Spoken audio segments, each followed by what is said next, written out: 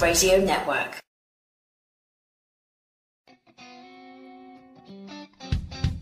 Only the free can tell the truth, then the truth can set you free. Only the free can tell the truth, then the truth can set you free.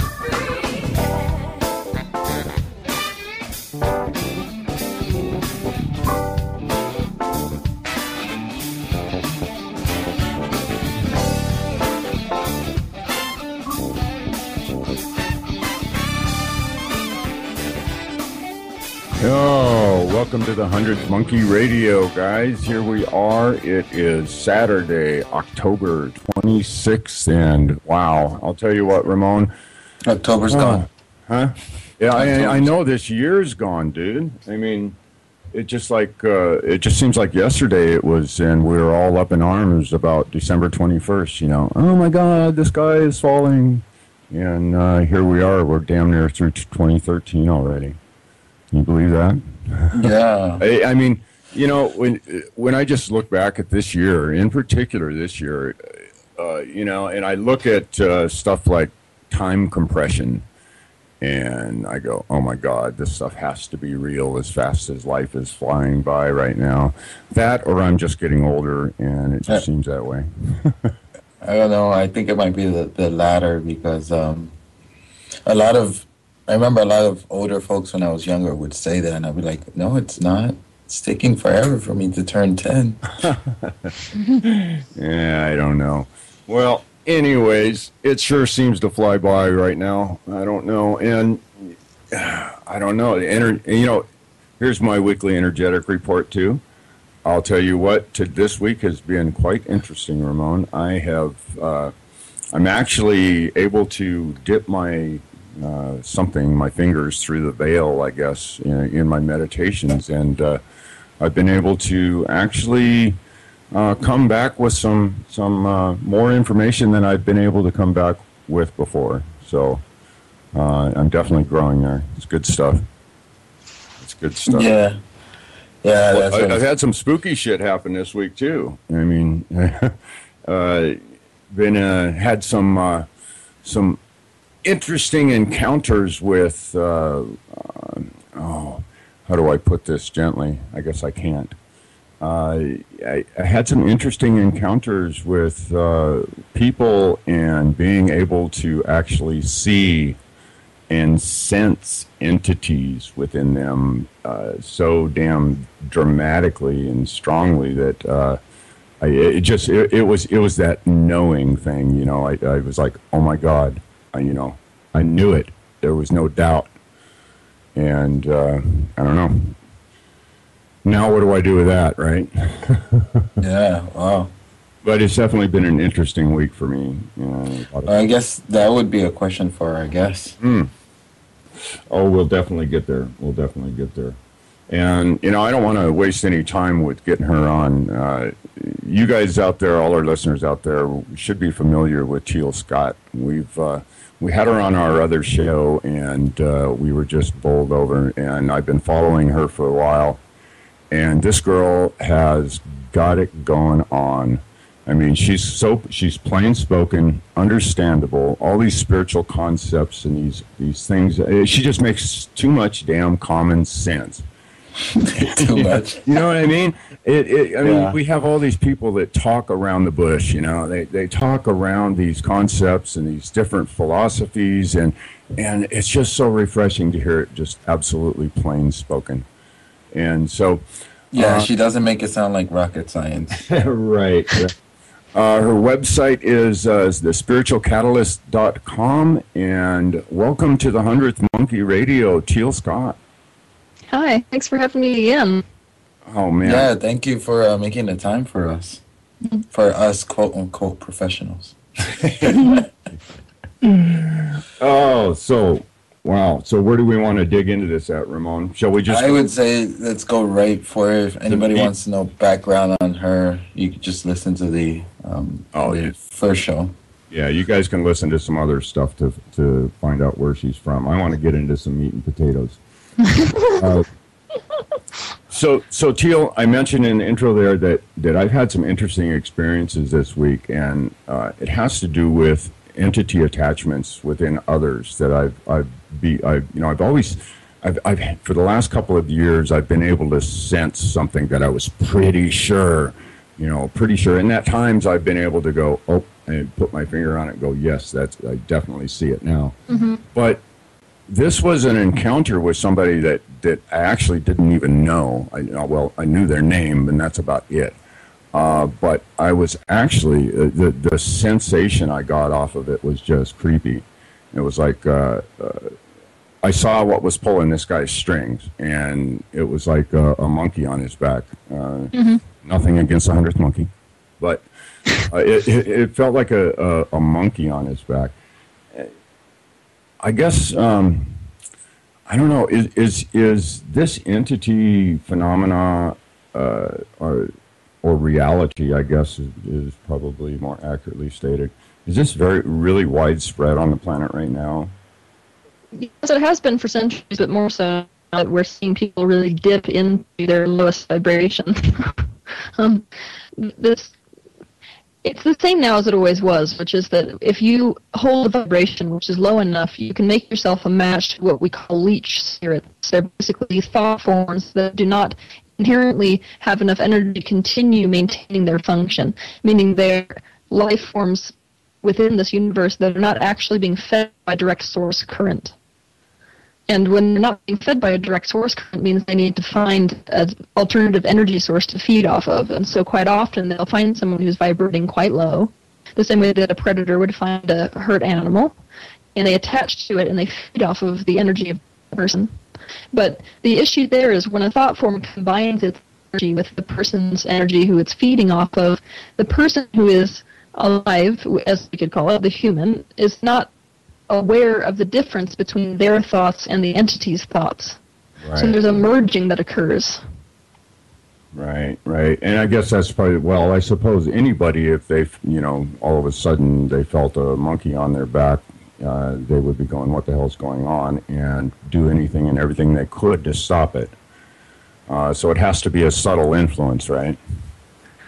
It's not always as subtle as you'd imagine, but it's subtle enough because usually it's the prelude, basically, to an energy leech is somebody who has rips in their aura, meaning they've been thinking in a way and feeling in a way throughout their life that's low enough that the very fabric of their auric fields is not able to maintain its structure. And so what that looks like on a visual level, somebody who can see it, is a bit like ripping a little hole into a balloon.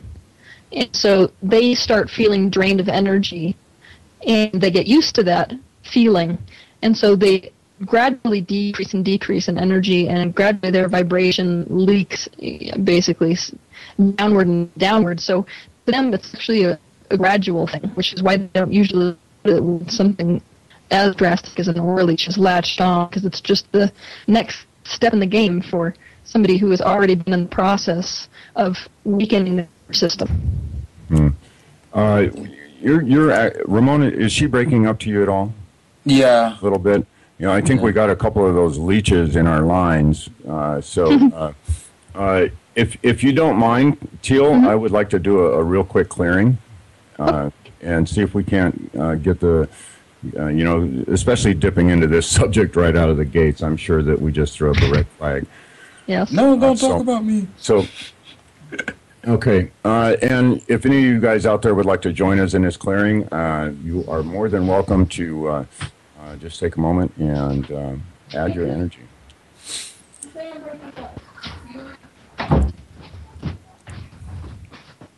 I ask the God of my being, my higher self, to clear the space of all discarnate entities, all dark forces, all separates, all satanics, all negative aliens, and all negative thought forms whatsoever, in all possible dimensions and timelines, here and now, with harm to none. Bless them and send them to real light, to their highest place of being. I ask that they be removed from here, and that they understand that this is our space and time, and that they may not return. I ask for protection from the same and others like them, here and now, with harm to none. Bless and protect this space and time, and fill it with protective real light, here and now, with harm to none. I, for myself and all my relations and incarnations, forgive them and ask that we be forgiven. I trust Spirit to include all that I have failed to or neglected to include in this clearing, here and now, with harm to none. In love and light, I thank you all. And in the names of all the powers of real light, so be it. Okay. So. Breaking up. All right. Okay. Testing. 1, 2, 3. Did that clear the line? Hope so. Oh boy. So from what it sounds like, they're parasitic, right? Yes. They have to have a host to be able to survive here.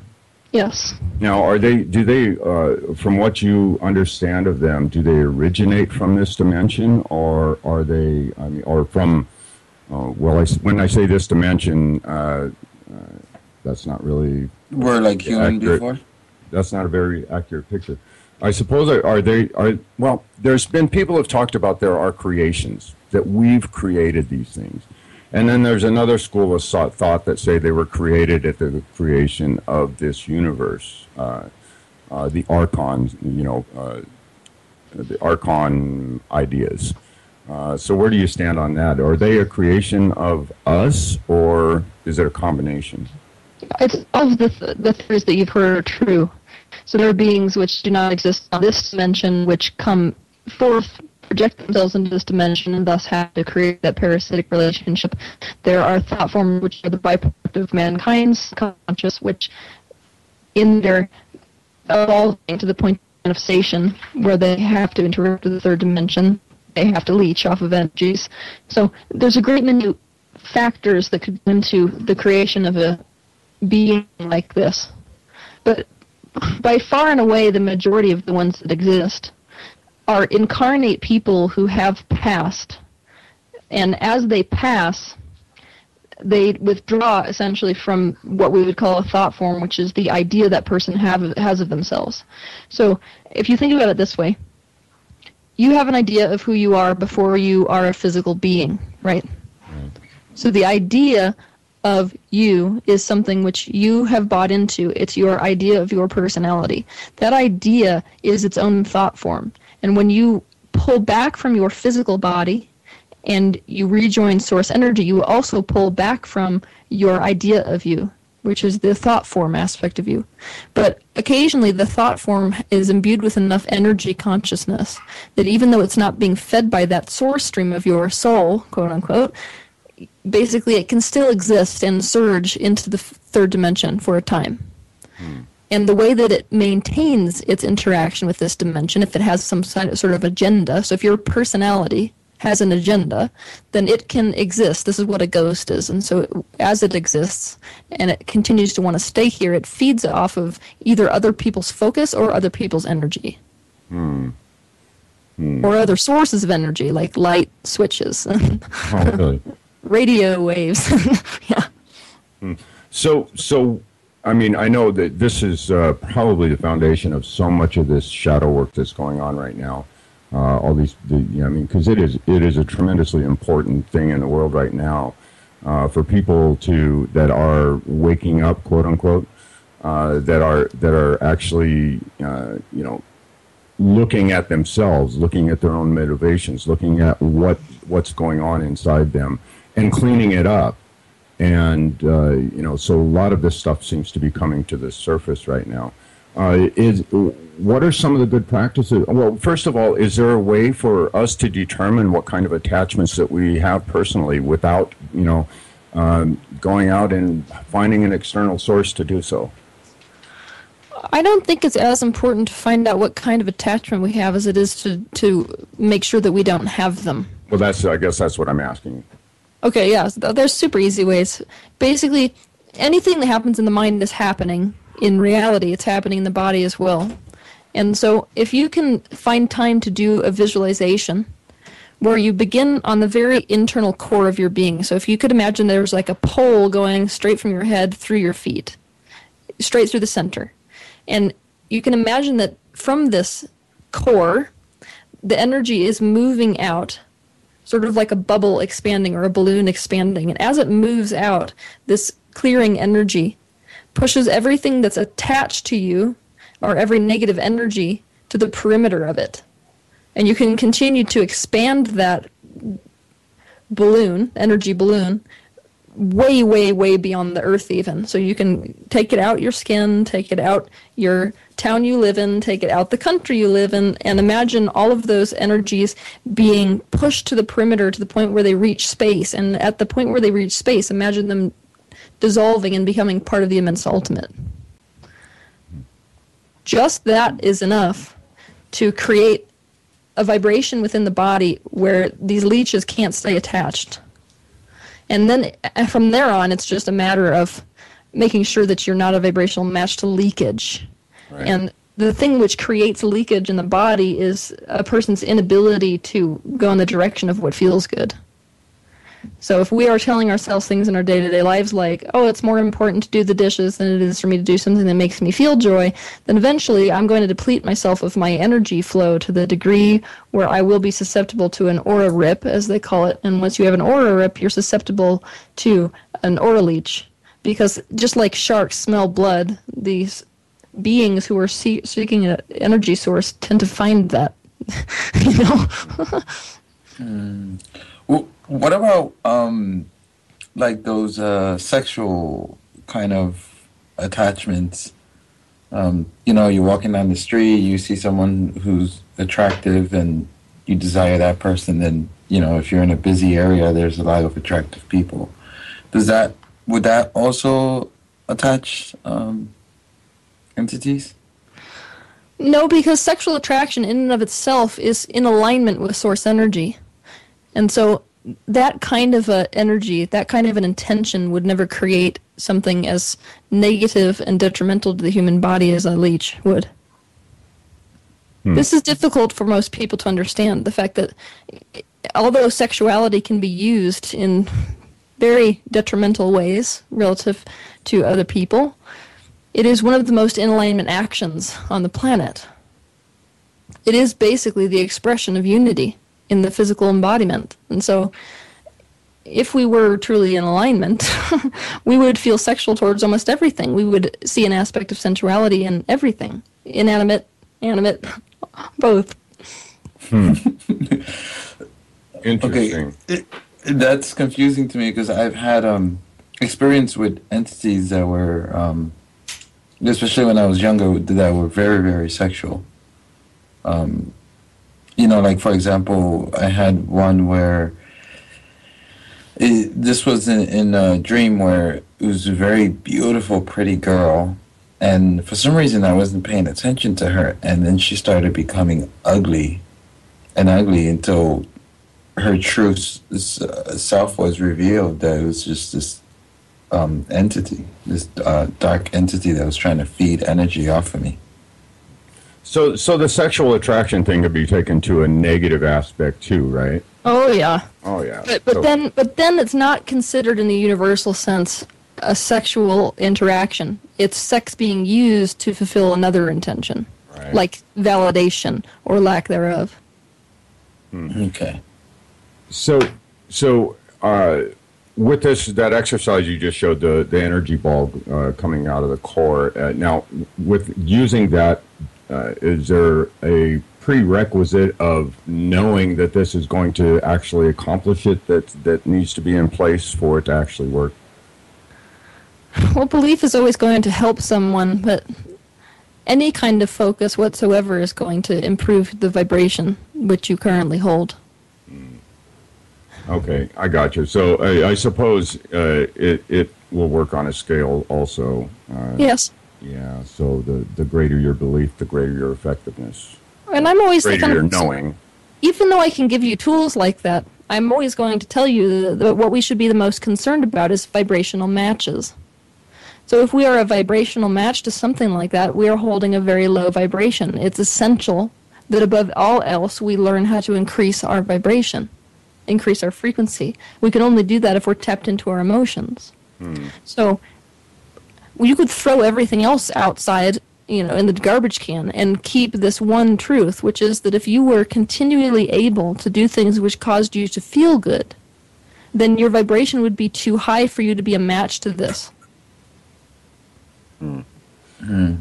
I sometimes find it a hard balance between feeling good about mowing the lawn and keeping that center. There's things that I suppose it has to go back to, what do I want out of this life, and what am I willing to do to have what I want, right? Oh, yes, and that's always a difficult thing to ask, because even fitting into our human society requires some measure of disconnection with yourself. Right.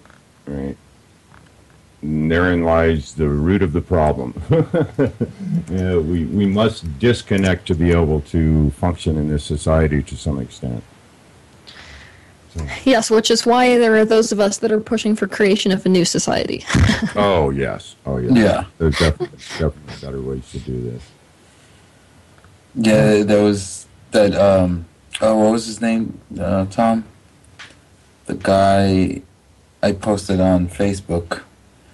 He's like I guess he's a well-known comedian in England, and they had him on on BBC, and they were interviewing him, and they just kept hackling him why he doesn't vote, and how how dare he says that there should be a change if he doesn't even bother to vote, and he's telling them because it's a sham. It's all a sham. You vote left or right, you're still going to the chopper.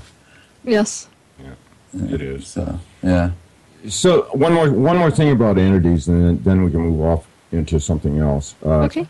When there's a lot of people out there that are really trying to do good for others, and they're growing themselves, and this, I'm in this group also, and I'm growing myself, and I'm able to recognize and actually have been able to have effects on other people as far as the way that they are looking at themselves and dealing with those attachments and those energies that are around them, and helping guide them through.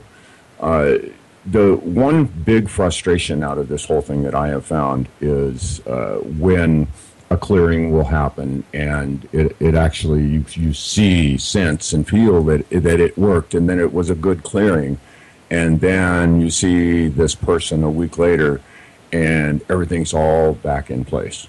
Mm-hmm. Is there a way to actually, cleanse this stuff? I mean, I suppose I'm answering my own question. Is there a way to cleanse for others and not have it reoccur within them?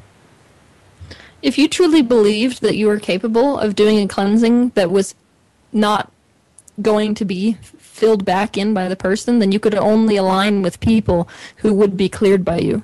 Which we would say is the most important thing if that's the kind of experience you're wanting to have. Ultimately, you can't create in anybody else's reality, but you can create in your reality.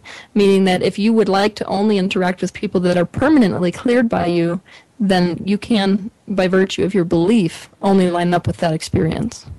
Wow. That's good. That's good stuff. I never thought of it that way. Yeah. Yeah. So when you were on a show...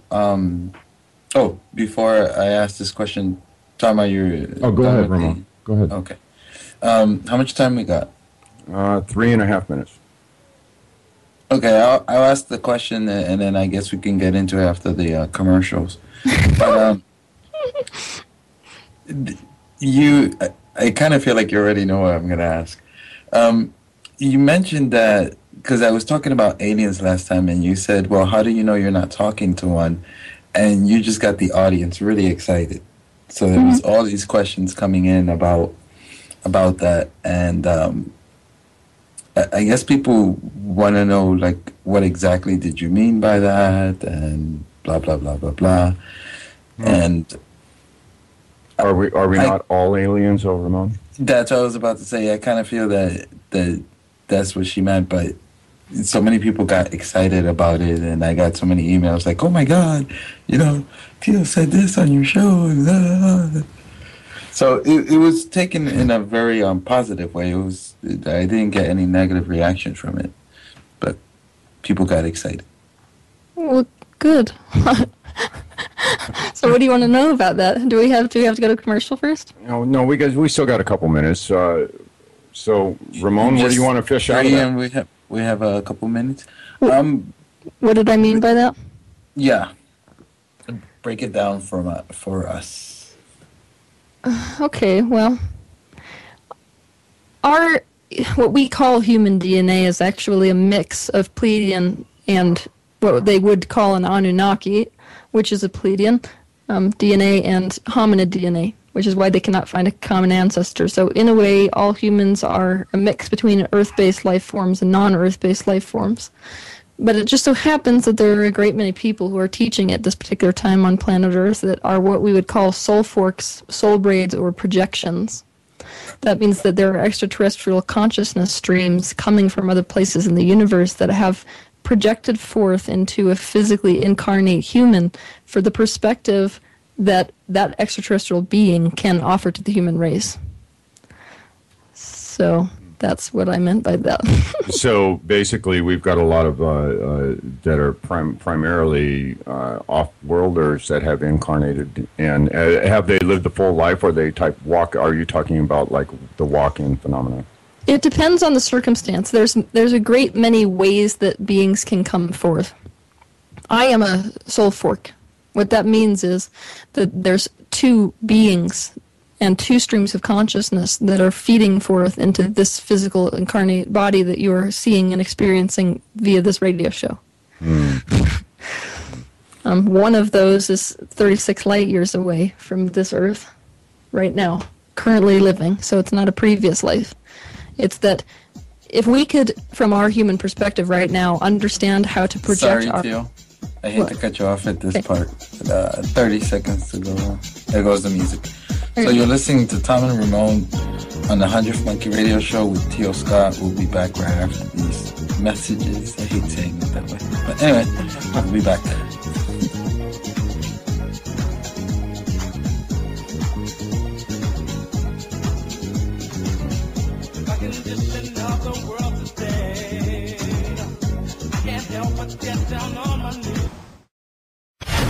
On your way through this hard venture,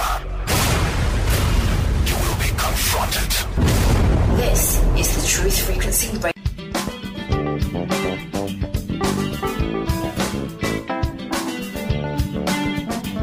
Now one more time before I go, one last thing you need to know, my friend. You want to keep it complicated, it's really all quite simple in the end. You got to tune into your inner being, now let it be. You got to activate your inner Welcome back. back. Welcome back to 100th Monkey with Tom and Ramon, and we have Teal Scott with us. And Teal, right before the break, we were starting to talk about how crowded it is inside your head. So if you'd finish your explanation on that dynamic of this this other being that is embodied in you. Okay, so let's pretend that a human knew that it was capable of projecting its consciousness forth into a grass blade and could live out the entire lifespan of that grass blade, so it could experience either its perspective or the perspective of the grass blade. What's happening for a great many people on the planet who are teaching, myself included, is that an extraterrestrial being is projecting its energy forth into a physical incarnate body, and so you can experience either or perspective, which makes it highly complicated. Because, Right. Just a bit.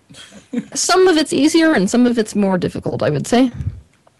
So would this be something that was a soul agreement before incarnation that you would take on this role? It's not even a... So, this is what's so difficult to understand. Soul is beyond even any of this, and so the soul that has projected forth to it extraterrestrial being is the same soul that is then projected forth into a human being, which is why they call it a fork. So it's not like one stream of consciousness is human and the other stream of consciousness is not human. It's that the extraterrestrial consciousness is experiencing a human lifespan. And they can also do this for several lifespans, since there is really no such thing as time. Yes. Interesting. Because, the other day I had an experience where, I write science fiction, and I was writing on my second novel, and I was getting in this.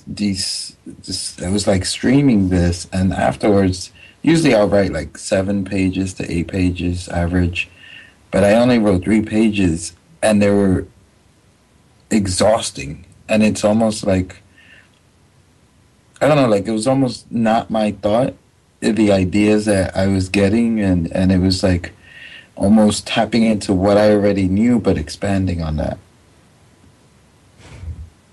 I'll give you an example. Okay.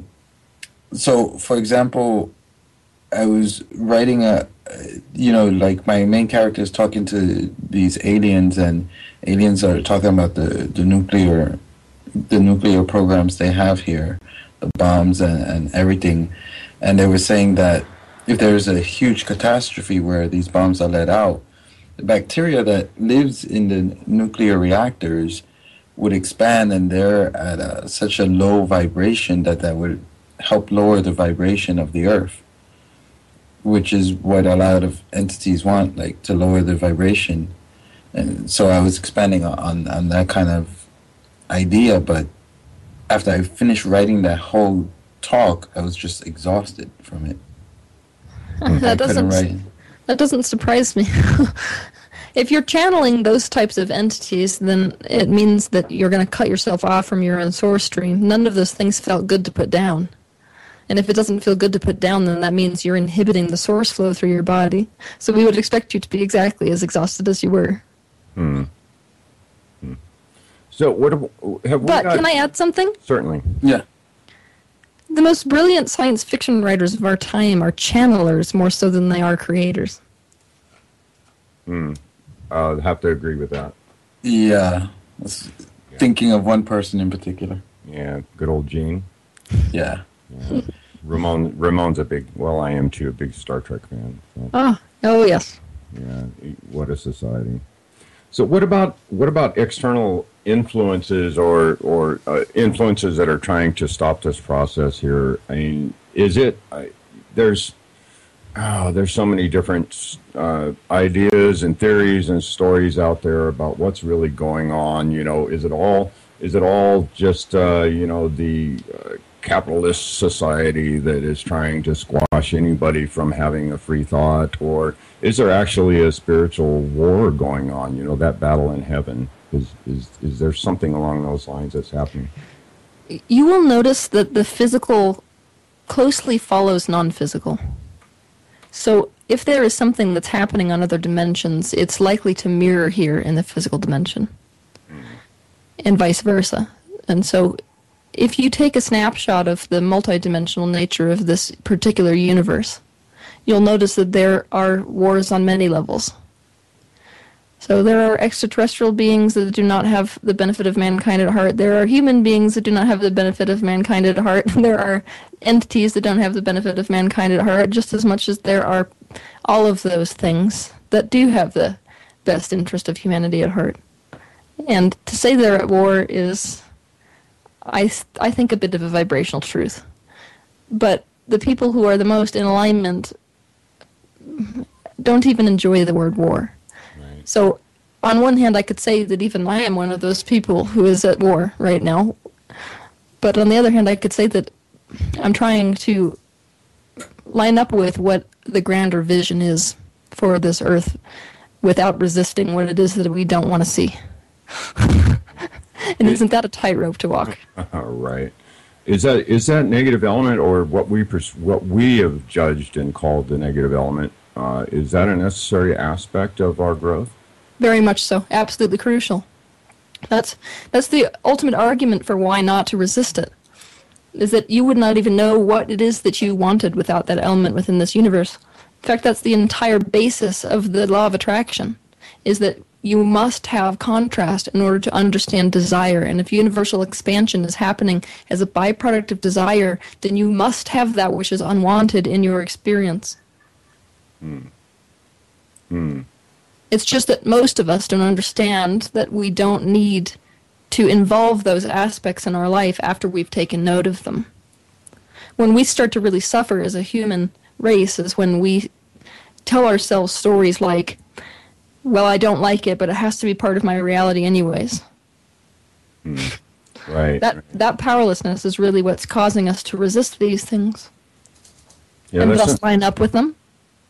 Yeah, that's something that I noticed on my own path, was that as I continued to grow, those petty BS third dimensional things that used to plague me, the getting pulled over by the cops and those kind of that kind of crap from this world just kind of melted away, and it was no longer ever even a concern in my mind. It's just kind of a natural evolution for myself. So here's the good question. When it ceased to be an issue that was in your own mind, did it cease to be an issue that was in your reality? Well, in one sense, it did cease to be an issue in my reality because it was no longer directly affecting me, but on the other hand, I was still able to witness it happening for others. See, and this is good.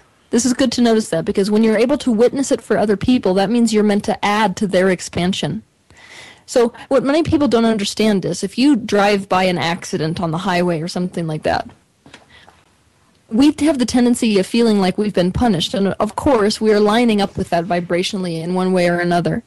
But what's interesting is to see the desire that is being broadcast from all of those beings that are driving past the accident scene. Each and every person who looks at that accident scene is adding to the universe the vibration of what the improvement would look like for that being. So all of those people who are in awareness are coming together to design the best outcome for that other person. I suppose as long as they have good intentions for that person. Oh, they always do. Oh, yeah. I've never seen somebody have negative intentions for someone in that situation. Yeah, or whether it's just, oh, God, I'd hate to be him type response. And, that's something else that I've really noticed about humanity, and myself included in that, since I do happen to be human, I think. The whole reactive mind, the way that we just, like, as soon as we see something or experience something, we have that immediate reaction that pops right to the forefront of our thought, and from what I have seen and experienced, I'd say about at least 50% of the time back in the day, it was wrong. It was just flat out the wrong way to react. Is this what we would term that external influence again? I'm having a hard time following along with that particular analogy. So, well, here's a scenario for you. Okay. So, I'm driving down the road and somebody cuts me off. Okay. Okay, like that never happens. But so somebody cuts me off, and they drive by me, flipping me off, and cut me off, and slam on their brakes. So just being a real prick on the road. And so my first initial reaction is you son of a bitch, get the heck out of my way. Okay. So I suppose, I'm guessing the question I'm asking, would you consider that just a programmed reaction, or do you think there's an entity influence in that type of reaction? It's a programmed reaction. Yeah. And we can't call it wrong, because by virtue of what you lined up with by doing that, you learned what you would prefer. So the action was correct for you. That's awesome to see from the third person perspective, looking back out at it. But getting that person who's having that reaction to actually see the wisdom in that, and to be able to actually do something with those reaction, does it not take that person's conscious awareness of the situation to be able to do something with it? Yes, but we should never put ourselves in the position where we distrust their ability to line up with that. Some people just need a bigger mirror or a bigger reflection in order to understand where they are and understand where they want to go. So there's never any condemnation for somebody taking an action from a standpoint of lack of awareness, because just taking that action is going to add to their awareness. Right. Right. And so maybe that action is the very necessary ingredient for them to come into alignment with further self-awareness. And it's just a judgment from us on the outside watching someone like that to say, oh, that's limited level of awareness. We condemn people's path, essentially. That's what we're doing. What about this is one that happens to me a lot. For example, you'll see like either a young lady or an old lady going to sit down, and some old man would just like rush in, push them to the side and sit down. Right where they were going to sit down on let's say, a public bus or train. Mm-hmm. And of course I get a reaction. Yes. Why? 'Cause I find that so rude and so like selfish. Good. So what's wrong with being selfish? I guess when you push an old lady to the side so you can sit down, I find that it beyond this selfishness. It's just like almost like a cold-heartedness. Good. So stay with me. What's wrong with being selfish or cold-hearted? Why would that be so bad? And I don't want you to give me the enlightened answer. No. For me, it makes me feel angry. It gives me anger. That's plain. So anger is wrong. To see somebody else abuse somebody else? Yeah. But what you just said is anger is wrong. It's No, I'm interesting not to see. saying- But you did say that. We're having a level. So rise to this level of awareness for just a minute. When I asked you to chase the shadow aspect of why that bothers you so much, you said, I don't like that it's selfish, and because it makes me angry. So already you said there's something wrong with being angry. Do you see? Yeah. You don't see that. No, I don't. Okay, so start over. This is good. So actually, people at home are going to be helped by this process. So when you run into something like that, where you get a strong reaction as a result of something you're seeing, you got to ask yourself, why is this so bad? What does this mean to me? So what does it mean to you if somebody is selfish? Why is that so bad? And I don't want people to work their way out of it by saying, oh, I guess it's not that bad on a spiritual level. That's using a spiritual truth to cover over a shadow we've got to look at. So this is the time to get really honest about our negative beliefs. I guess it's just the abuse of others. You know, that's on a really small scale, but for me it reflects, with what I see wrong in the world. So what is so bad about abuse? Why is that so bad, or what does that abuse mean to you? Well, plain and simple. So, for example, the old man would bump the girl and rush towards the seat. And, of course, she doesn't speak up for herself, and I feel like, it's almost like I feel what she feels. And that's where my anger comes from. And how does she feel? Bad. Well, we can get more descriptive than that. I don't know, because sometimes I'm very in touch with the empathic part, but other times it's just... So would you feel hurt, disrespected? Yeah. What would be the thing? That Yeah, I you would say felt hurt? disrespected, hurt. Okay, perfect. or- So let's go deeper. What is so bad about being disrespected? What does that mean to you? just feels terrible. But see, we got to go deeper into the belief. Because it's more than just feels terrible. Because we're not ultimately super afraid of the feeling itself. There's something deeper there that we're convinced of. Yeah, I don't know if I follow. What does it mean to you, and why would it be so bad to be disrespected? Just ask yourself that question. Yeah, because you're not respecting others. I mean, you're not. There's another life form next to you, another human being, and you're not considering them. Okay, perfect. So what just happened, this is good that this is happening right now online, because what just happened is called a cop-out.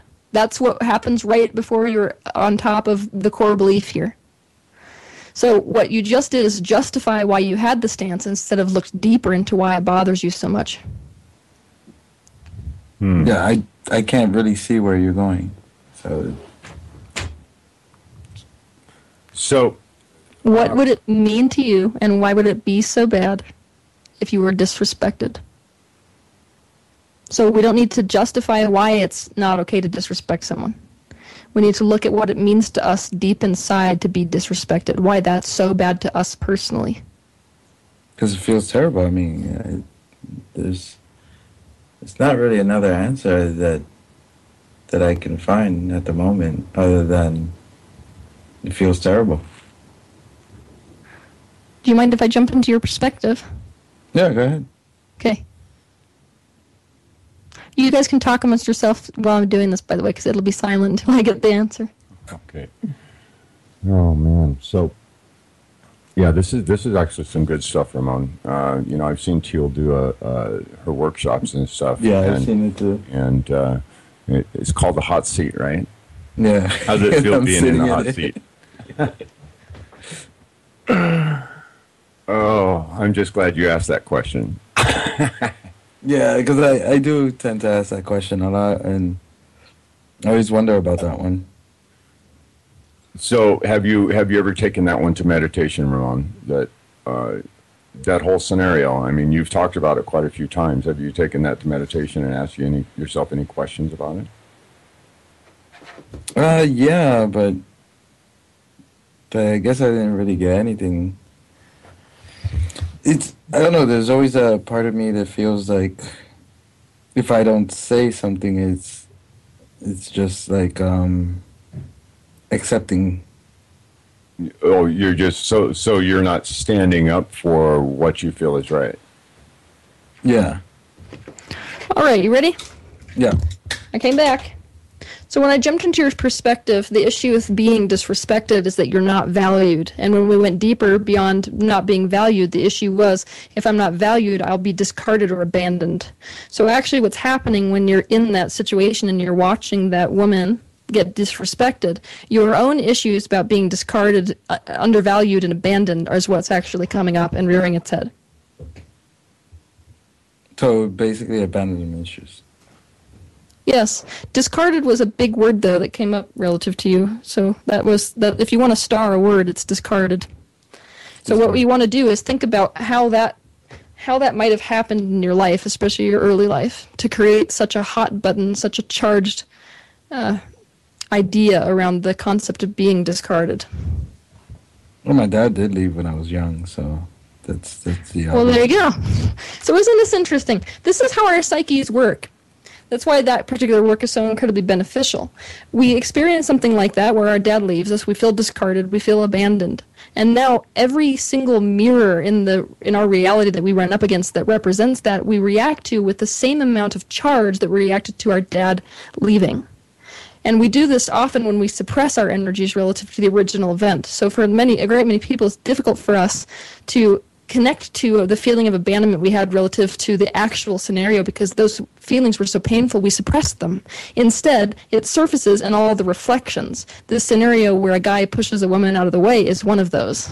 Yeah, there's so many of us that we have things happen when we're young children, and people don't realize that stuff carries through until it's dealt with. I mean. Stuff that's lost to our consciousness in the midst of time. It's hard to really dig up. Sometimes I can definitely see where it's hard to dig up the actual event and be able to put your finger on it. Oh, yes, but the universe loves you, and so it puts all kinds of reflections. So the only thing you need to do to find your previous issues that happened in your childhood is to look at your current life. But we have to learn how to look in depth into our current life and not leave things as they are or justify them, right. Which is why I'm excited that we had that example, because that's what most people do. They go around having these reactions to things, and we're not here to say whether they're right or wrong, because you're justified in your belief that to shove an old lady out of the way is not very in alignment. But aside from the judgment, if we could just suspend that for a while, we would have the opportunity, anytime we have a charged emotion, to look deeper into the real reasons that we're feeling that charge and thus find a buried shadow from our childhood. Our childhoods are very much so a platform for our expansion. We like to get a running start on expansion, meaning we come in, we adopt all of these vibrations very quickly, and then working through those vibrations, which we adopted as children, is ultimately the heart of our expansion. So, rebirthing, right? Wow. So It sounds glamorous in retrospect. Yeah. So basically, we adopt all those things on purpose as a child. Yeah, doesn't it suck? Oh, geez. Why did I sign up for this lesson this life? So that's why. 100 times a week. So that's why somebody, for example, would be born into like an abusive family, or the alcoholic dad, or something like that. Yes, it's the exact contrast you're looking for your specific intention. So we could say, reasonably, looking at just what that charge is, which we brought up earlier with the scenario, that one of your intentions was to find true value. You can only find true value if you come into the contrast, and the contrast of true value is to be undervalued, to be discarded, to be abandoned. So yes, you would opt into all of those scenarios so you could give rise to your idea of the preference. That makes sense. Interesting. So for somebody that's trying to sort out a reaction of their own, a one of those emotional reactions for themselves, step out, do that third-person perspective observation type, looking at it with an objective frame of mind, and then maybe take it to both memory and meditation to see if you can sort out what it was that was the catalyst to started the whole ball rolling? I would always suggest somebody to do core belief work first, because we have to find the heart of what's really bothering us about that scenario. See, it took a little bit for us to get to the idea that what's actually bothering him about that scenario on the bus is the fact that it represents being undervalued and discarded and abandoned. And only when you recognize that core belief can you really see where the reflection in your childhood might have been. Because it's a surfacey reflection to a deeper issue. Right. So once we have that, where would a person go from there? Well, we're just 30 seconds away from the break here, Ramon. Again? Yeah, that went by too damn fast. But I guess being in the hot seat makes it go for time far faster, right? Oh my, how time flies when my butt's getting burned. We have 50 seconds from my point of view. So yeah, after we get back from the break, Teal, I kind of like to go into core belief work a little bit, and Okay. I know you've definitely got some processes worked out. Yes, I do. We'd like to hear about those. So you're listening to Tom and Ramon with the 100th Monkey. We have a very special woman here with us, Teal Scott, and we will see you guys after the break.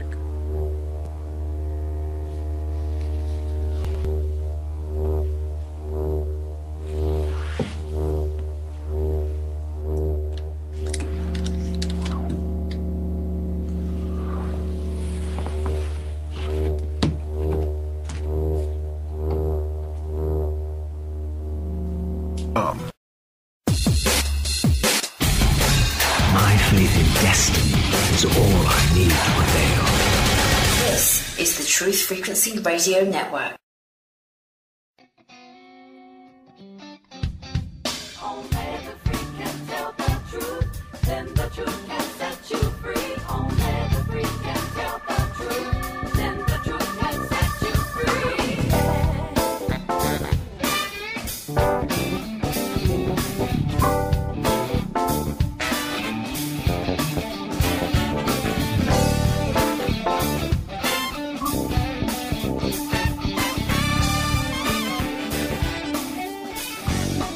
Welcome back to the 100th Monkey Radio with Tom and Ramon. We are going into the second hour here with Teal Scott. And Teal, seems to me like having some form or fashion of being able to dig down to the root of these issues for yourself is an essential tool to have in your bag. And you call this core belief work. Yes. Expand on that for us, please. So whatever we are judging is not representative of the basis of why we are upset. And we're always upset based on a belief that we are believing. And a lot of times those beliefs are subconscious, they're hidden. So let's say that we walk into a room and the room is dirty. We immediately have a judgment. This room is dirty. We feel that emotional charge. But are we really upset about the room? No. That's a surface explanation as to why we have that charge. So what we do is we alternate two questions. Because you'll notice that one of those questions will work better than the other one in specific scenarios. But we continue to ask these questions until we find what is called the core belief. So this is how it goes. I walk into the room, I have a judgment, and I have an emotional charge come up because the room is dirty. So we ask, what does it mean to me that the room is dirty? Why would that be so bad? Because my friends will come over and see it, and they'll think I'm a slob. Okay, why would that be so bad, or what would that mean to you? Well, if they think that I'm a slob, then they're going to think that I'm worthless. So that, see right there, that could be its own core belief. I'm worthless, right? But we can go even deeper. We can say something like, okay, they'll believe I'm worthless. Why would that be so bad? What would that mean to me if they think that I'm worthless? See what might originate? And it could be different. Right. You'll notice that the answer is never going to be the same from one person to the next. But we're really not mad about the room being messy. We're really worried about our own worth. And we're coming at it from a space of I'm worthless. I think a common one where a lot of people too is the worthlessness, especially when it comes to money. Like the car you may drive. Let's say you drive a lemon, and you're worried about what people might think about you, especially people you don't even know. For some reason, sometimes it's worth more what those strangers you don't even know their names than the people that you actually do know who don't really care. Image. Yeah. And this is understandable. It's not a surprise why we ended up like this. As a child, you depended on your parents' approval, because without their approval, you were either getting punished or deprived of things. That's how our parenting system works, even in the healthiest of homes right now. So your entire survival as a child rested on external approval.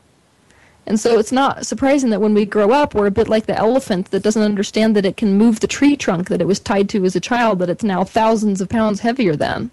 We don't understand that our life systems are no longer dependent on external approval, but because we have that conditioning, we still think that it is. It is literally a matter of survival to the human mind to have external approval. Yeah, because honestly, what takes the place of the mother and father is society at large, the man, quote unquote. Right. So of course it matters what the man thinks if it mattered what mom and dad thinks, because if mom and dad aren't happy with me, I'm going to get put in timeout, i.e. abandoned, or I'm going to get punished by having something taken away. So there's going to be a consequence to somebody not approving of me. So you'll watch that people as adults are in this fight mode and compliance mode where we want approval, or else we're rebelling because we're frustrated that we're in that powerless position. Right. So, Teal, you feel like taking any calls? Yeah, sure. Okay. Well, we had somebody pop online. I'm not sure if they were calling in to talk to you or not, but I'm going to unmute them and see who it is.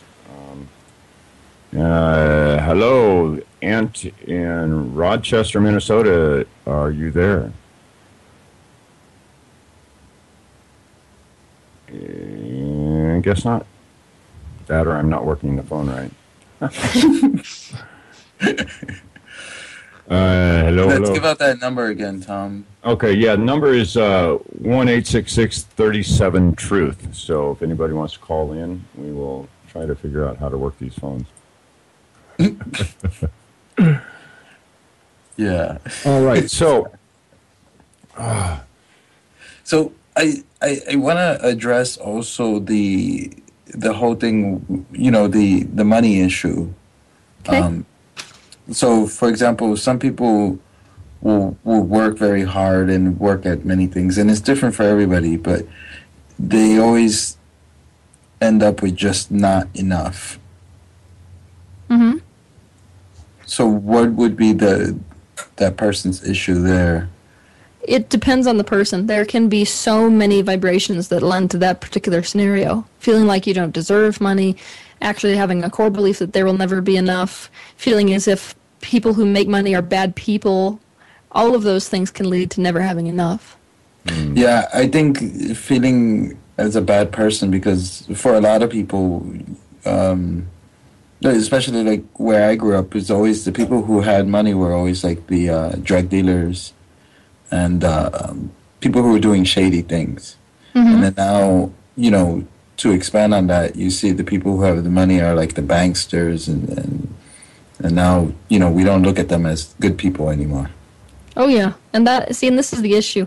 When we have that kind of a expectation, those are the only wealthy people we can align with.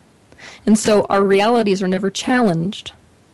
And this is the frustrating part, that no one wants to hear about this process, which is that you can't wait for something external to change to then influence your belief to change.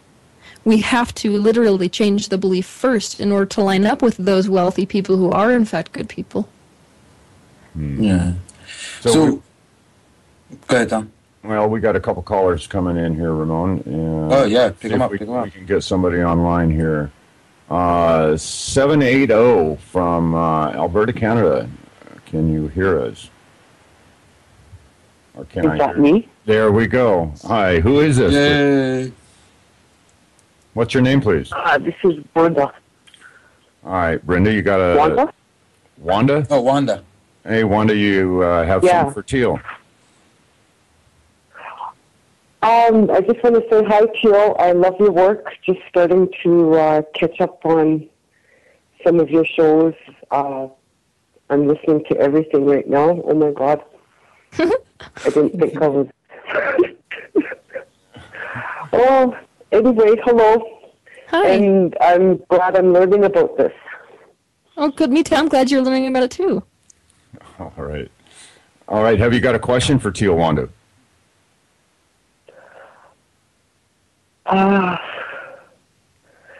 Not right now. I'm in a panic. I didn't know I was online. All right. Well, thanks a lot for calling in and listening, Wanda. It was good to meet you. Okay. Thank you. All right. How about 604 from British Columbia? Hello? Hello. Who have we got here? Hello? Can you hear us? Magneto here. How you doing? Oh, good. Good. Yes, I can. Can you hear me? We can Yeah, we hear hear you. perfectly. Teal, I believe you may know me because I make a whole bunch of posts on your website. Hello? Okay. Hi. How are you? All right. Now, do you know who I am? No, actually. No, that's fine. That's fine. I did make a post for you, and I'm just wondering if you got a chance to take a look over it. Which day? A few days ago, actually. Now. Post for me. Yeah, I haven't had a chance to look. Was it on Facebook or on the website itself? It's on the website itself where your message board is.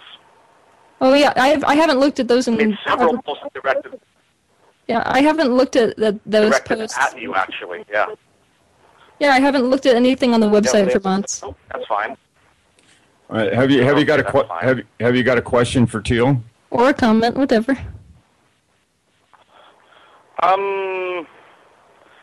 I don't know, because I do want to comment, but the fact is, my comment could be a little bit lengthy.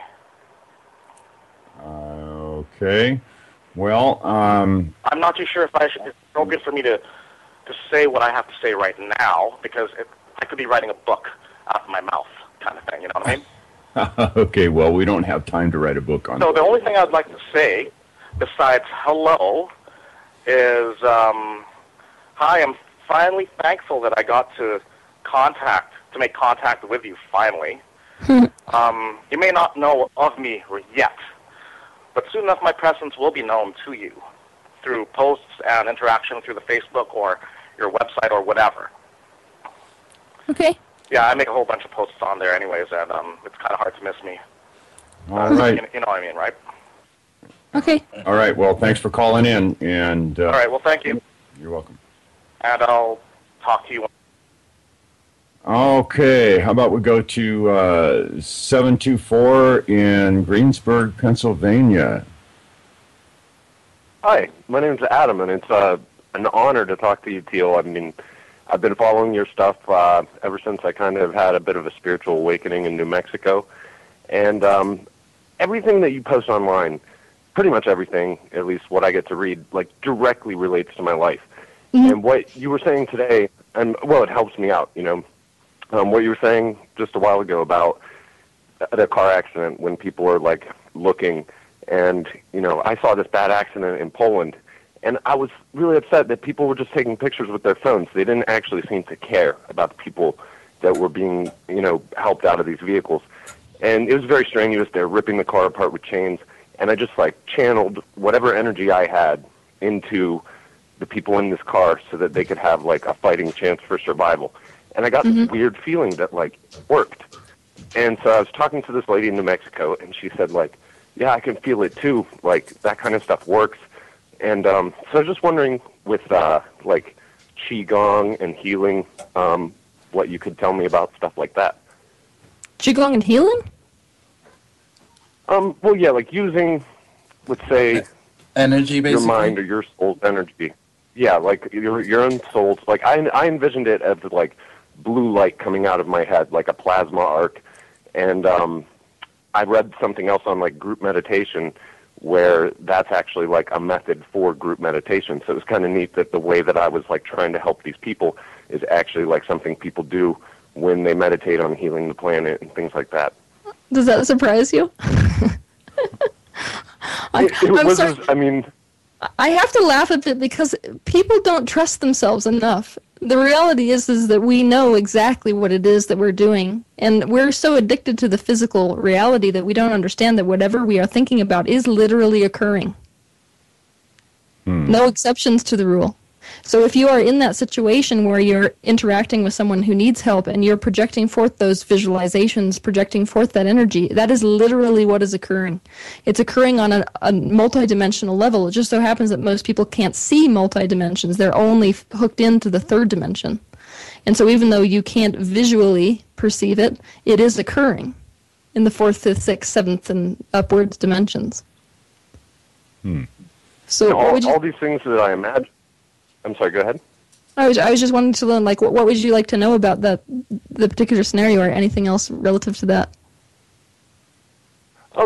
Just, I guess, with maybe your methods of meditation for if, you know, you have healing, if you can build this energy to help other people.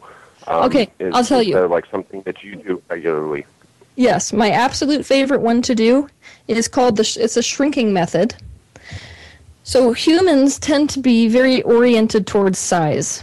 We think that it's easier for us to diffuse energy into something the size of a mouse than something the size of a building or earth. So what you do in your visualization is you sit down and you run energy. So you understand the concept of running energy? I believe that's what I was trying to do, you know, to help these people, to like share some of my life force with them. I'm not sure if that's what you mean by running energy. What I mean by running energy is you want to pull energy from the earth up through your feet, up through the totality of your body, up past your head, and then down your arms. That's the channel that it usually flows through. So you're getting a pretty good amount of energy that's pumping through your hands. You'll notice that your hands will start to get hot and tingle. That's the indication that the energy is moving through your Laogong points, which are right in the center of your palm. And when that happens, you do a visualization. You close your eyes and you imagine whatever person or thing you want to heal in the center of your hands as if it's shrunken. So you can do this with yourself. You can shrink an image of yourself and imagine that you are in between your palms and you're literally diffusing and filling you up with energy. You can do that with the scene that you see. If you see a car crash, you can do it with the earth. You can do it with the Milky Way. There's no limit. The whole point is that you're taking that image, you're shrinking it down, and you're using your palms, as if you're imagining your palms wrapping around it, to completely inundate whatever that object or thing is with energy. And the brain, the ego, essentially, will get out of the way because the ego is the one that says, wait a minute, that thing's the size of a building. You can't possibly have enough energy to do that. But if you shrink it, the ego gets out of the way, and you can affect something on an extreme level because your ego is out of the way. Because the ego says, oh, I guess you can because it's that small. See? Jedi mind trick. I like your... I like your description. It sounds very much like what you were saying earlier about the pole going down through the body and that you can push negative things away from you. I've been reading about this shape, the torus, and how it's kind of like the universal shape of, I don't know, the life force energy, but everything you post is just so fascinating. And if I can send out any healing energy at all tonight, it would be for, I read you're having a tough time with something personally. And it brought a tear to my eye what you said, that it hadn't hurt that bad since you were 19, and like just whatever we get out of our pains in life, I'm sure that exponentially a person of your caliber is going to get something very wonderful out of whatever pain you're going through. Thank you. That's so wonderful. Agreed. Thanks. So thanks for calling in, Adam. Really appreciate it. And namaste, my friend. Yeah. Love to all of you all. Have a great night. You too. All right. So how about we go to 347 in New York? New York, baby. Sorry, got excited. Hey, how are you? It's Amy. Hi, Amy. Hi, sister. Hi. I'm going to give you a scenario, I guess. Okay. I'm very young, and I've been working a lot on my shadow and on past, abuse, and I really resonate with your story and the way you've been. I'm really grateful for your voice and the way you've been very open and real, like mad real about everything. I just told Gabriela the other day, I was like, oh my goodness, I feel so connected to you girls, and I love you. So I'm really happy I'm here right now, and my heart is pumping and everything. Okay, so I have this core belief that I'm not worthy, and that everyone hates me, and that I'm a car accident. And it's really frustrating because it's emotions. Because I go out there in the real world, and it seems like I really try to feel like the unity, and deep down in my core I feel it, but then like it's not reflected to me because of the vibrations I'm still holding from like my past and stuff. Yes. So I'm here in my new job, and I'm like trying to be normal in society and whatever, and I'm like trying to get rid of my ego, and then it's in a yoga studio, and it's in this place that's like really high-end yoga and all this stuff, and I thought it was going to be a different experience because it was more like aware, people were more aware and stuff, and so yes, I got this new job, and everyone looks at me like I'm a car accident, and I feel like, and then my core belief comes up even more at this time, and then I get like this other belief of like it being karma, and I'm just a little confused about it because I like what are your visions like on karma, and like what do you get from this whole my vibration right now? And okay, I'll shut up now. Personally, because of what I know about the multidimensional aspects of this universe, I can tell you that what humans think is karma is absolute crap. We do not drag stuff from one life to another life. In fact, your entire life here is a platform for expansion for this life only. And so all of your previous lives have culminated in your current life. But it's not like based on killing someone in your last life, you're going to suffer and be killed in this life. That recognizes an external power which actually does not exist because you are not separate from Source or God. So what's happening is you go through an experience because you want the expansion from it. But as you die, you align completely with the desires that were born from that experience. And by virtue of aligning with it, you are it.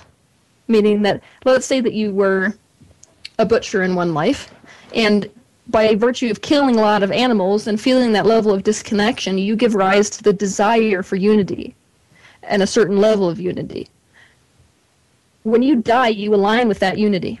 And so your vibration is that level of unity. And so your next life you will come into from that vibrational standpoint. It's not like you'll come into it from the vibrational standpoint of what you lived previously, which is being the butcher. So we think that you drag baggage from one life to the next. That's not actually what's happening. What's happening is that based on your past lives, you are choosing a current life that will enhance your expansion. Expansion is all about awareness and perspective. So let's say that in one life you were a butcher. If you wanted to truly understand the truth of who you were as Source, you would want to see all perspectives. And so you would highly likely choose to come in as an animal being butchered. Not because that's your fate, because some God entity says, oh, now it's really important for you to know what it's like being killed because you were the one that killed someone. It's that you decided that you wanted that perspective for your own expansion. So if we're having major issues, look no further than this life. Nobody likes it when I say that because everyone likes the idea of an obscure type of karma that happens from previous lives, but I mean, really seriously, does the universe hate you enough that it's going to condemn you with an experience where you can't access those memories because they came from a previous life? Isn't that torture? You're gonna suffer from something you can't even remember. Right. Exactly, my sister. That's exactly what I've been feeling in my heart, and in all, I felt that, and to come into this like experience of like a job that I need the money and all this whatever outside external experience needed for living. I felt that. So should I like walk away from this and it's not in alignment to my true Source, or like I don't? Yeah, it's not super in alignment. The particular scenario you're in is not super in alignment, but the thing is, if you believe those low vibrational things about yourself, then you're likely to get into circumstances that reinforce that. So by virtue of where you are vibrationally, I wouldn't expect you to align with a great many people who really truly value you, because you don't. But the thing is that your lack of value of yourself, your idea that you are this calamity, has now become a part of your personality. It's you identify with it as you. And the problem when you identify something as you is that if you try to go to war with it or get rid of it, like you said earlier, I want to get rid of this part of myself, then you are at war with yourself. And that's a vibrational contradiction.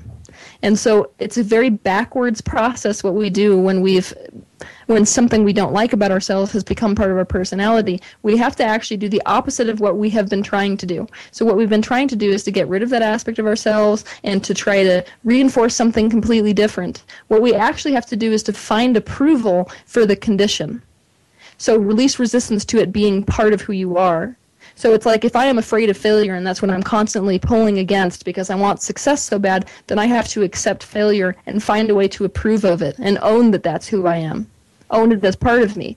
And by virtue of doing that, you have changed the vibration enough to no longer be a match to its negative consequences. So find a way to approve of being a train wreck. There you go. All right, we're just a minute away. We're a minute away from the break, Amy. I hope you got 1 minute, Amy. Any other comments before we head off into the break? I love you. Thanks. There you go. I think Teal has a lot of that headed her direction.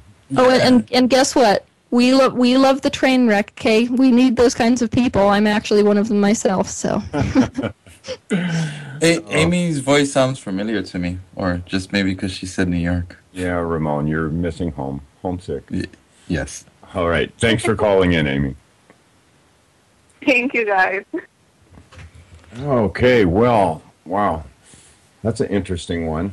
You know, that's a very common one, though. Yeah. For a lot of people. It definitely is. One of those, I guess, maladies of Western society. All right, guys, we're heading into our last break, and we've got a couple more people still online, and we will get to you guys as soon as we come back from the break. You're listening to Tom and Ramon on the 100th Monkey Radio with Miss Teal Scott. Yay! All right. Yeah, against the other. We are professionals, but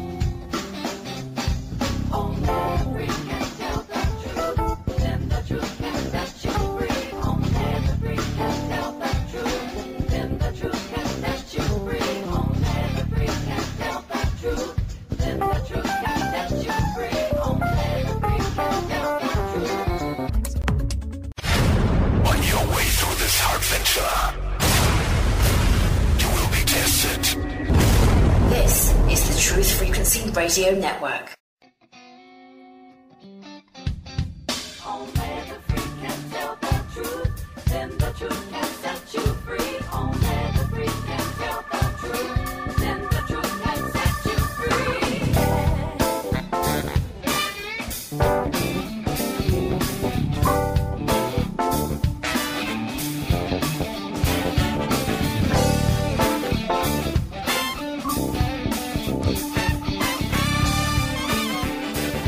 welcome back once again for our last segment to the 100th Monkey Radio Show. We have Teal Scott with us. And Teal, you know, there seems to be a lot of people out that are, you know, starting to rise up in the public eye and starting to do this sort of work. I mean, the inner work, the getting ourselves set right so that we can actually you know, change this planet, change this society to a more balanced, more sustainable culture. Mm-hmm. How are we doing? I mean, are we making headway? Or fabulous amounts of it? Yes.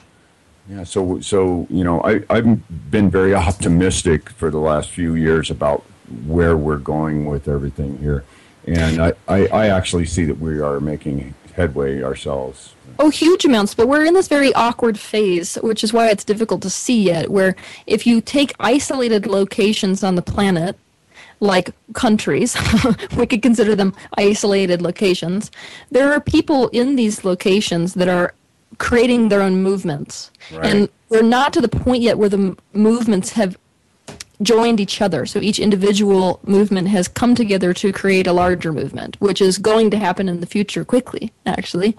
It's just that we're in this phase where everyone is pulling together their forces. Right. Yeah, yeah, we're definitely moving forward. So we got a couple more callers online, and how about we talk to somebody, area code 405 in Oklahoma City. Are you there? Hi. All right. Who are we talking to? Hello? Hello. Hi. My name's Swan. Hi, Sean. And Teal, I love you. Oh. I do. I've been following you for a long time. You've helped me a lot. And I know time's short, so I've got like 10 questions. I'm trying to narrow it down to the most important one.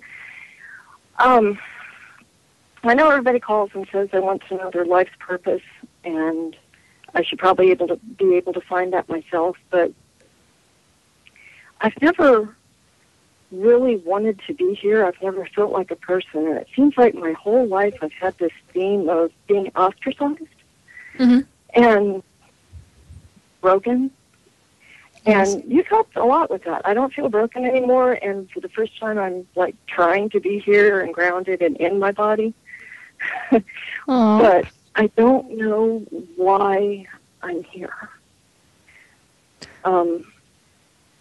And I've had so many people tell me, oh, you're going to be a powerhouse once you realize everything. But I'm not realizing anything. Okay, so what I'm about to say might be difficult to hear. I'll just preface that. Just a bit. The issue that we have right here is that you haven't actually committed yet to being here. Still? Because I thought Yes. I had, but probably not. Yeah. So because there's a lack of commitment to being here, it's very difficult for you to see beauty in very small aspects. So you're looking for this large kaboom instead of looking for very quiet, silent moments of beauty. What I mean by quiet, silent moments are these small things which accumulated add to a beautiful life. So if we can sit in a space where it's really not about what we're meant to be doing here, we're in a state of being to the extent where we can look around even just the room we're sitting in for aspects to appreciate. I often talk about this from the standpoint of looking at life like an artist looks at life. The artist looks at life in terms of sensuality and beauty, right? So if you're able to... I am an artist, or I was. So if you are able to look at the world with those eyes, I mean every moment. So it's not that the artist often sits down and feels as if he has to create something else in order to make the world beautiful. When ironically, the artist's main talent is to see aspects of beauty in all elements, even that which an average human would call ugly. And if you're able to look at the earth and your environment in terms of those small beauties, then you'll start to notice that your enthusiasm to be here increases. As your enthusiasm to be here increases, then obviously it's going to be easier for you to completely commit here. Yeah. And obviously once you do that, you'll be in alignment to such a degree that you can't avoid your purpose. That's why I always laugh when people want to know their purpose on radio shows and things like that, because its purpose is really meant to fall in your lap. Okay. But you've got to connect to your what feels good, and that's going to be totally individual. And I know that you're already doing a good job at that. We just want to amplify it even more, so that you can literally live every waking moment of your life going in the direction of only what feels good to you as an individual. Yeah, it's been going in slow increments, but I really have been trying, and it's a greatly due because of you. Well, good, then this is an extra kick in the direction. There you go. I swear to God, I promise you, if you, honest to God, if you will commit completely to feeling good every waking moment of your life, that means if you don't feel good, you're going to do something that feels better. That means if you're in the middle of dishes and it doesn't feel good, put the dishes down and do something better. Then you will eventually feel the kind of passion which will inevitably draw you to what humans define as purpose. See, the universe defines purpose as happiness. So if you can find that, you already have your purpose. But humans like to think of purpose in terms of something that you're doing to contribute. But it's difficult to feel like you can contribute when you've been ostracized because you don't feel like you're part of the whole anyways. So how do we take that view of the world, that artistic view of the world, after we look at our living environment and then turn that in on ourselves and see that same beauty, and then by virtue of seeing that same beauty, see that we are an integral part of this universe? The ostracization vibration will disappear the minute you can see that. You just got to see yourself as part of the system. The rest of us do. We see you as an absolutely essential, necessary part of this larger picture, this puzzle that we are all building. But you don't see yourself that way yet. You're right. Well, good. Let us see it for you first, and then you can try to catch up. Teal, can I give a quick example on the whole thing with purpose? For a long time, I felt that same way, and when I was 26, I finally, I wanted to come to Japan, and I didn't know my life's purpose. And when I did that, I had no money with me when I came here, and from there on, one thing fell into another, including this radio show. So it just started with something simple. It's, for me personally, just heading here. So I just wanted to give that example. Just take that step into nothingness. I know it's Yeah. frustrating to hear, but you are already doing what you're meant to be doing. So talking to me on the radio show should be just extra incentive to continue doing what you're already doing right. We can all perceive it in your vibration. You've made great improvements, and so continue doing it. I promise you'll meet with the exact end that you want, and we'll love you along the way. There you go. Yay. All right. Well, thanks a lot for calling in. Oh, you. all righty. So, shall we go to, let's go to Texas, Ramon. We got 713, Houston, Texas. Welcome to the 100th Monkey Hello? Radio Show. Bobby? Hello, who are we talking to? Hello? Hello? This is Bobby. Hey, Bobby. Can you hear me? We Yes, can Yeah, we hear hear you. you perfectly. Great. Hi, Teal. How's it going? Hi, good. How are you? I'm doing pretty well. I have a question for you. Okay. Would you give me some advice on kind of following my heart and doing what, kind of makes me feel good? Can you give me some advice on that based on my vibration, based on your sense of my vibration? Yeah, well, yes, but can you give me some more details in terms of what it is that you're struggling with, following your heart with? Sure. It's very similar to the last caller's question. Not so much purpose, but more like, I guess, direction. I'm trying to figure out, what I want to do to support myself financially, and there are a couple things that I have in mind, which I don't really know if they're right, and I guess I'm having a lot of trouble tuning in to my own feelings, or at least finding something that feels like it's the right direction. Okay, so what is your passion then? Because you obviously already know what makes you feel good. So what is that? Um, I'm going to use you as a public example. See, that's why I'm not going to flat out just tell you what you're meant to be doing, because you actually coming forth with what these things are, which you can't decide between, is actually going to help people listening when they're in the same scenario. Does that make sense? Okay, well, let's see. I've been doing a lot of metaphysical studies, so I'm interested in healing, and maybe doing that professionally. I really like music, and maybe even doing that professionally, or maybe a mixture of both. Exactly.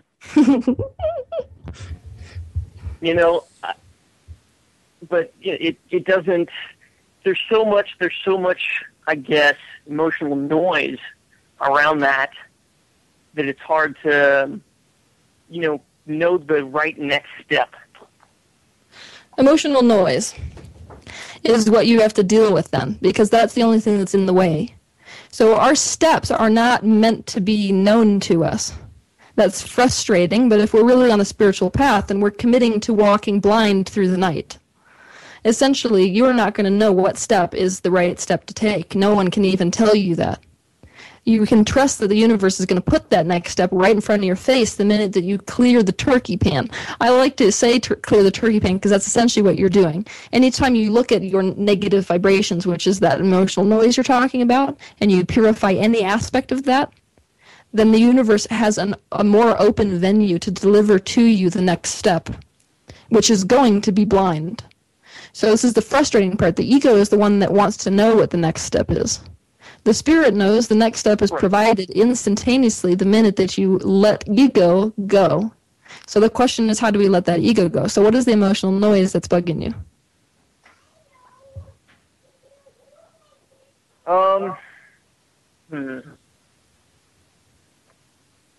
Well,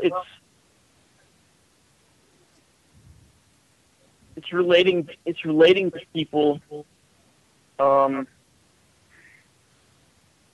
and just being able to feel at ease with myself.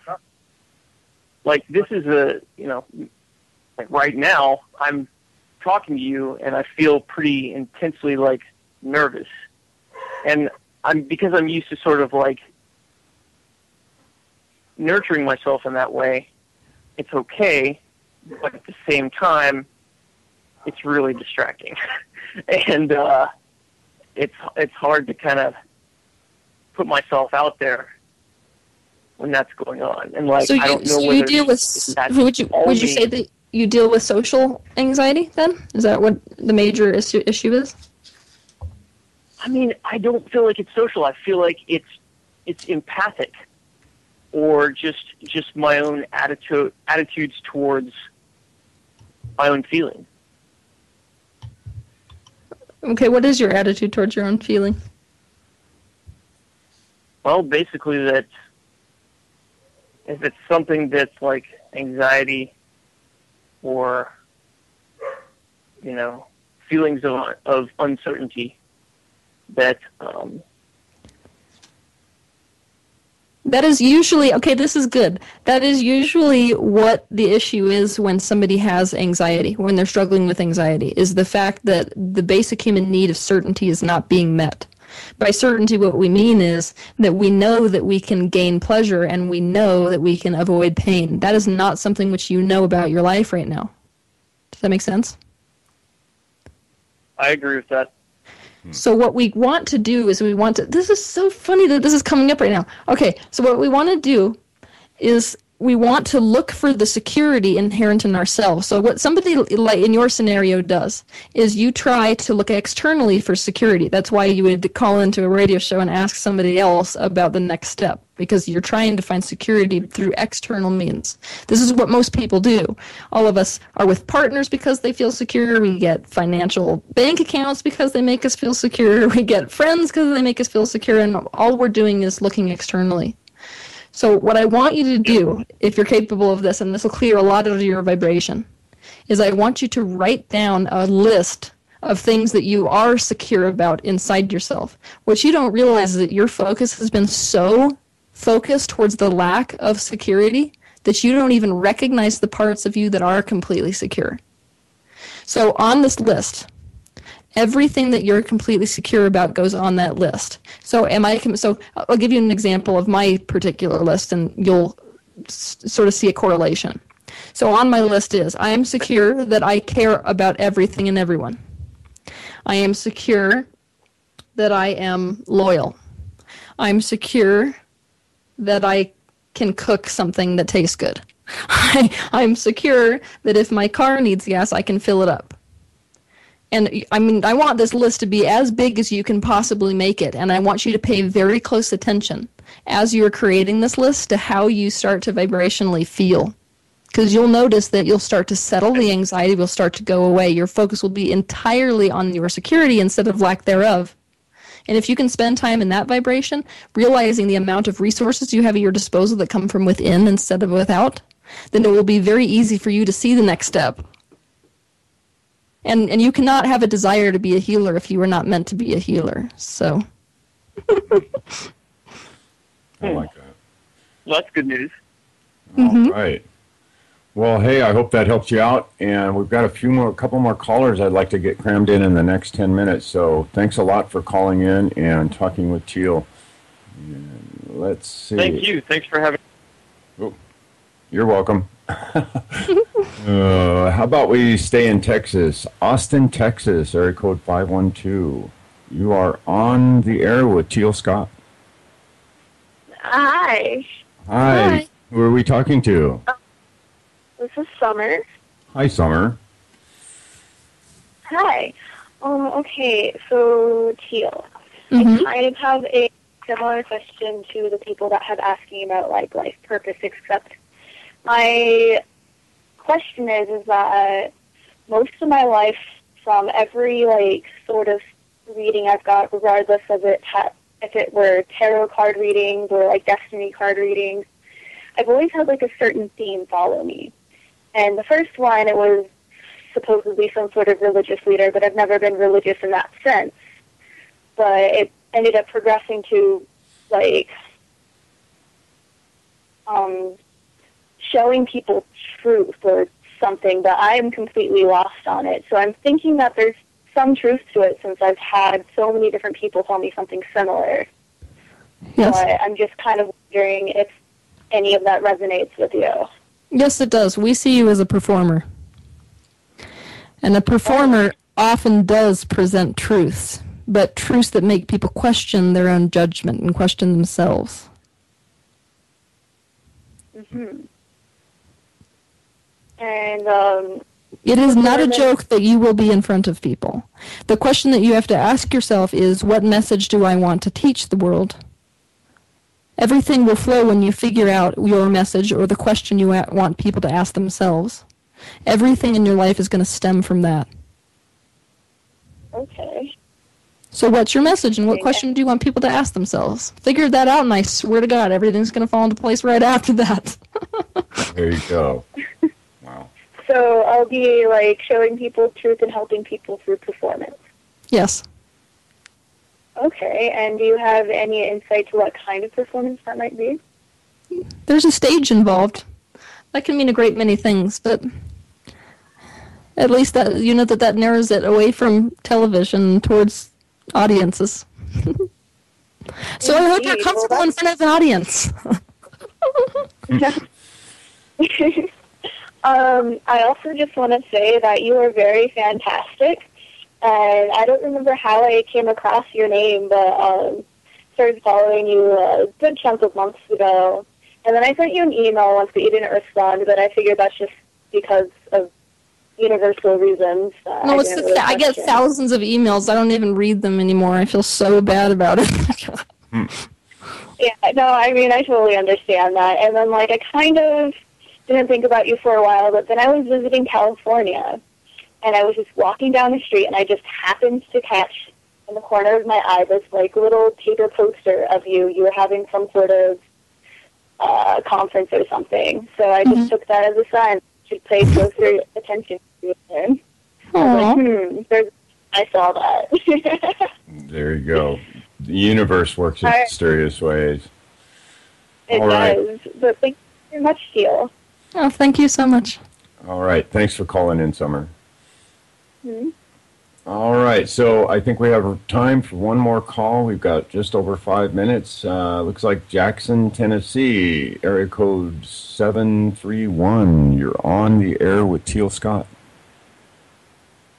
Hello. Hi. Hello. Hi. Can you hear me? We can hear you. Who are we talking to? My name's Dylan.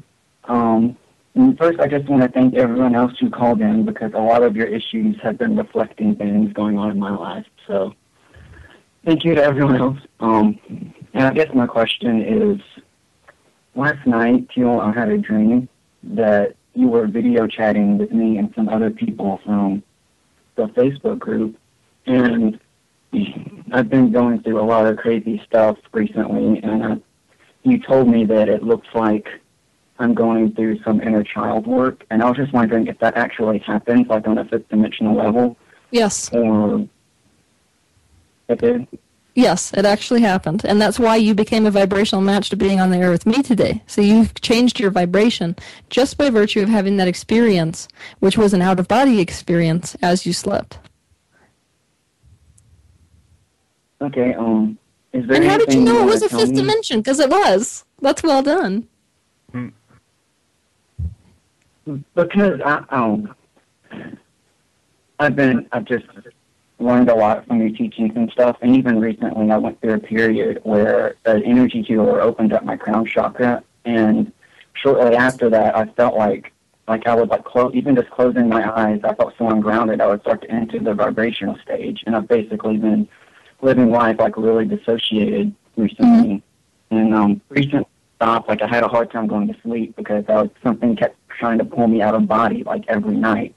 But I managed to stop it. So I'm kind of. So next time, let it take you. Next time, let it take you because it's a very, very benevolent entity that's been trying to help you out of body because that's been your desire. It's not reptilian.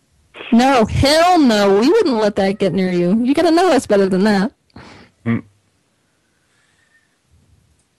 Okay, and a friend from the Facebook group recently told me that she saw on my frequency that there was this really, really dark, almost like a void energy. And I was wondering if you saw that, because I have seen stuff like that before, but I figured I didn't. Yes, there is, but it relates to childhood issues, so it's going to be easily cleared up if you are willing to connect to your childhood experience and your childhood self. We're not super worried about it. You're doing so many things correctly right now that your vibration is steadily increasing. And just the awareness that that is there is going to create the desire that it's filled in, and thus you're going to align with every single bit of information that you need to help you to close in that void.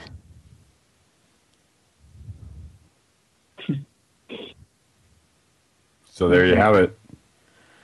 All right. Well, And I just want to thank you so much. You really helped me so much. Like I don't know where I'd be if you hadn't started teaching. So thank you, Teal.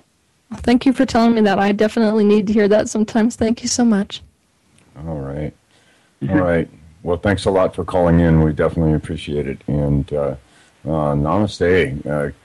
Keep on keeping on. Things are looking up on the planet, and I'm very optimistic. And I know Teal is too. So Teal, we've just got a couple minutes left. I know you got the book out there. Where can people pick up the book at? Sculptor in the Sky, right? Yep, you can find it on Amazon or on my website, which is www.thespiritualcatalyst.com. But if you're extra lazy like me, you can just go to Google and type in Teal Scott, and it's the first thing that pops up. Oh, there you go. So what do you got up on the schedule? You doing any workshops or anything coming up? Yeah, here I am. I'm not going to know the exact date, but next month in November we're going to be in London, and ticket sales have just reopened for that because we found a larger venue, and my workshops have actually turned into expos.